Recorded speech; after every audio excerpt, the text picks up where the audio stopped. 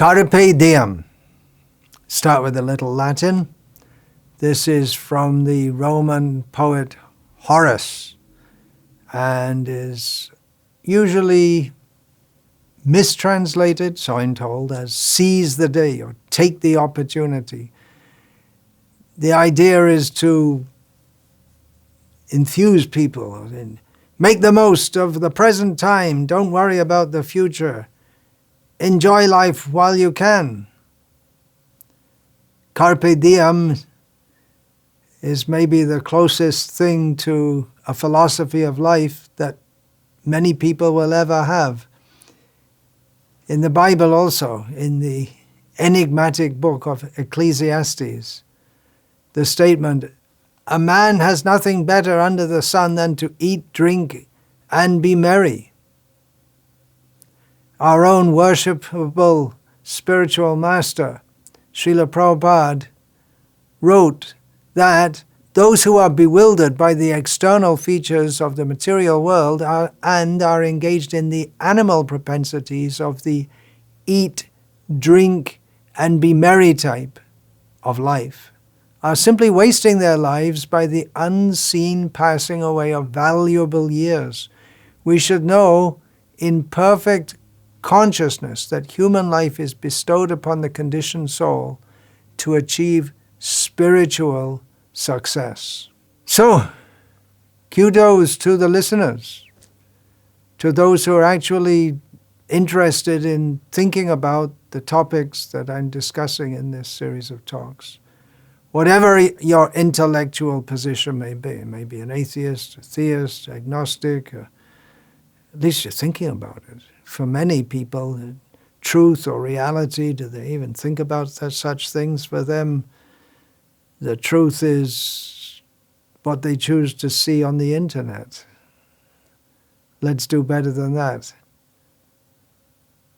What about John Lennon? I don't believe in Hitler. I don't believe the I Ching. I don't believe in Krishna. I don't believe the Bible. I don't believe in Zimmerman.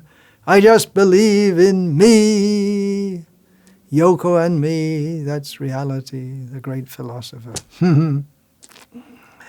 Let's do better than that. Every human is endowed, by the grace of God, with sufficient intelligence to consider who he is, to observe that himself and everyone else is suffering, and everyone has enough intelligence to question why and to inquire, what's it all about?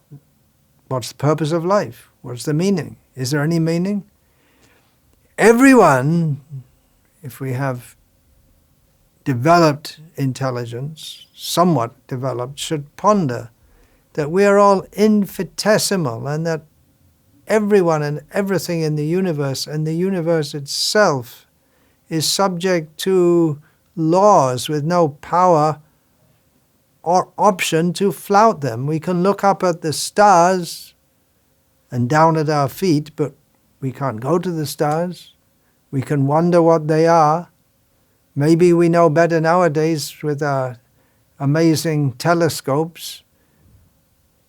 The sense of wonder. Try to make sense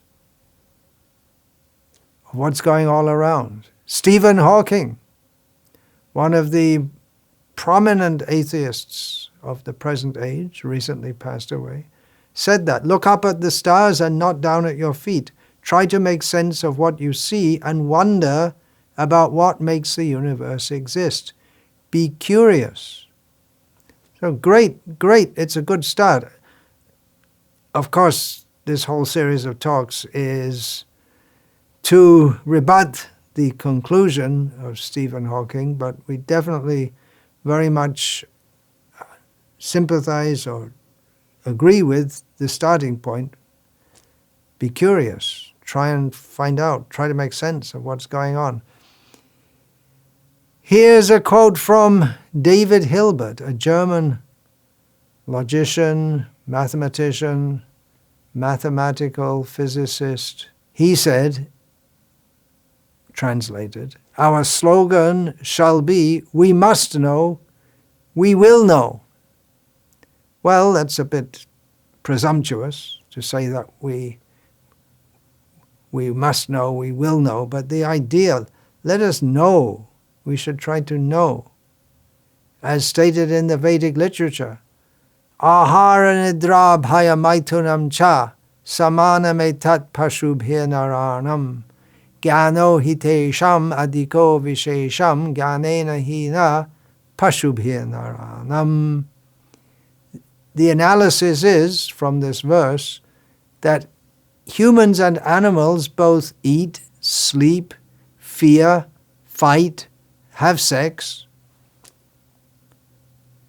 But this special prerogative of human life is to develop knowledge. And in this context, knowledge means knowledge beyond the sphere of simply eating, sleeping, mating, and defending.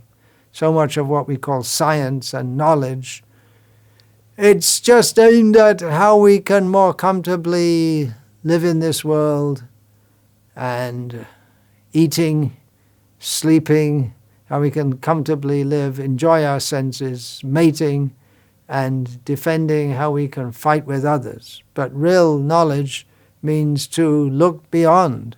So human life has this special possibility of developing transcendental knowledge, or at least looking at the big questions. And therefore, this verse concludes that a human who doesn't try to develop this knowledge, or who doesn't attain it, is little more than an animal. Sophisticated animal maybe. In the Srimad Bhagavatam, the cream of all Vedic literature, there are many verses in this regard. I will recite a few of them. Kamasya nendriya pritir labho jiveta yavata jivasya tattva jignyasa narto yascheha karma bhihi. Life's desires should never be directed towards sense gratification. One should desire a healthy life or self-preservation only because a human being is meant for inquiry about the absolute truth. Nothing else should be the goal of one's works. More from the Srimad Bhagavatam. Parabhavas tavad abodhajato yavanna jignyasata atmatattvam. As long as one does not inquire about the spiritual values of life, one's life is defeated.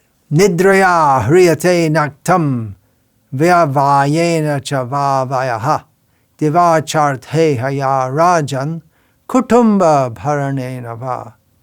The lifetime of materialistic people is passed at night either in sleeping or in sex indulgence, and in the daytime either in making money or maintaining family members. Shrotavyadini Rajendra Nirnang Santi Sahasrasaha Apashyatam Atmatattvam Griheshu Grihamedhinam.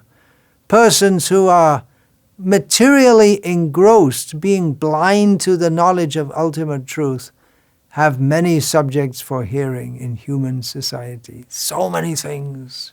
This is, talk about this, that. So many things to get interested in.